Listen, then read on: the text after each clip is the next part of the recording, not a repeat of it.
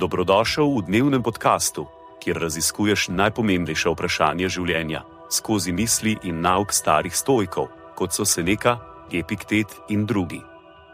Vsak dan ti prinaša novo lekcijo o življenju, prilagojeno za človeka v modernem času. Današnja stoična misel je od Epiktet, razprave.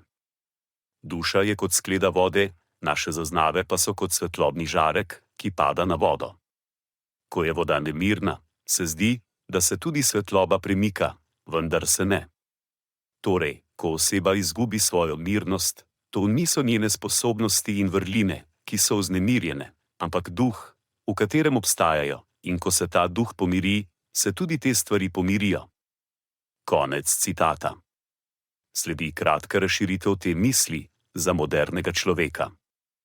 Epiktet v tej metafori podaja premislek o stanju našega notranjega miru in kako to vpliva na naše zaznave in vedenje. Ko smo nemirni ali vznemirjeni, se zdi, da se vse okoli nas prav tako premika in spreminja. V resnici pa je to zgolj odraz našega notranjega stanja. Zamislite si, da ste na pomembnem sestanku in nekdo izrazi mnenje, s katerim se ne strinjate. Vaša prva reakcija je lahko jeza ali razburjenje. V tem trenutku se zdi, da je vse okoli vas nemirno in vznemirjeno. Toda to je zgolj odraz vašega notranjega stanja. Vaše sposobnosti in vrline niso vznemirjene, temveč duh, v katerem obstajajo. Ko se ta duh, vaša notranja mirnost, vrne, se tudi vaše sposobnosti in vrline vrnejo v normalno stanje. Torej, naslednjič, ko se znajdete v situaciji, ki vam povzroča stres ali vznemirjenje, se spomnite na Epiktetovo skledo vode. Vaše sposobnosti in vrline ostajajo nespremenjene, ne glede na zunanje okoliščine. Ključ je v tem, da obdržite svojo notranjo mirnost in se ne pustite zmotiti.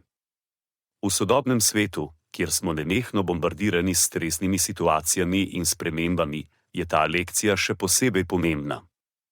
Z ohranjanjem našega notranjega miru in jasnosti lahko bolje obvladujemo vsakodnevne izzive.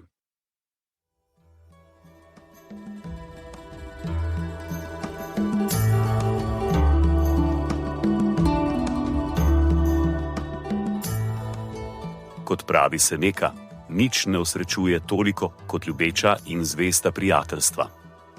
Zato podeli to epizodo z nekom, ki ti je blizu in ne pozabi slediti podkastu, da boš lahko obveščen, ko bodo objavljene nove epizode starih modrosti stoikov. Želim ti polno preizkušenj in poguma v tem dnevu.